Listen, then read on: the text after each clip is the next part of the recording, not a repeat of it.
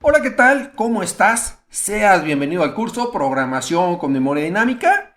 En la sesión de hoy vamos a ver listas encadenadas.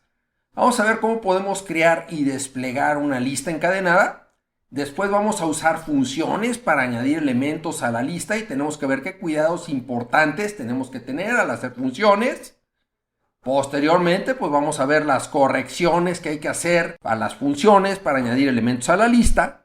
Y finalmente vamos a ver cómo desplegar elementos a través de una función.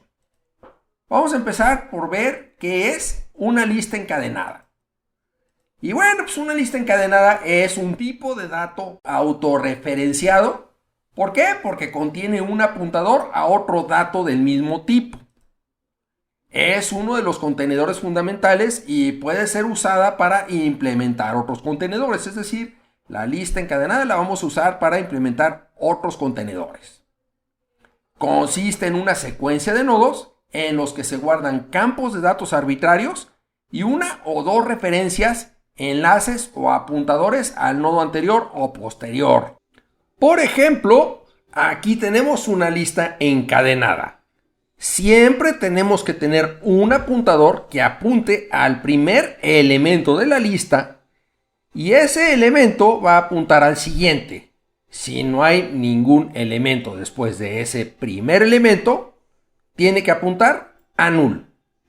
Ahora, cuando insertamos un elemento a la lista, lo que vamos a hacer es que ese elemento va a ser apuntado por el elemento anterior. Es decir, el elemento anterior, next, va a apuntar a ese nuevo elemento y el campo next de ese nuevo elemento apuntará a null. Si agrego otro elemento, pasará lo mismo. El elemento anterior a ese nuevo elemento apuntará a ese elemento nuevo. Y el campo next apuntará a null, que será donde termina la lista. Puedo tener también una lista doblemente encadenada. Para esto voy a tener dos apuntadores, uno que indicará cuál es el primero y otro que indicará cuál es el último.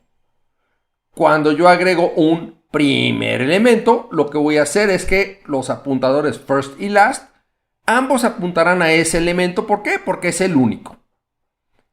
El apuntador prior, es decir, al elemento anterior de ese elemento, apuntará a null y el siguiente también apuntará a null.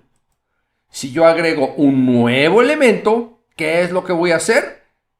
El apuntador next del elemento anterior apuntará a ese nuevo elemento y el apuntador prior del nuevo elemento apuntará al elemento anterior. Voy a hacer que last apunte al nuevo elemento y el apuntador next de ese nuevo elemento apuntará a null. Y lo mismo sucederá si agrego otro elemento. ¿Qué es lo que tengo que hacer? El apuntador prior de ese nuevo elemento apuntará al elemento que antes era el último, es decir, el elemento que ahora es el previo.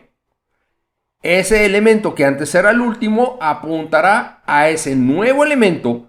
Ese nuevo elemento apuntará a null en su campo next y el apuntador last apuntará a este nuevo elemento que será el último.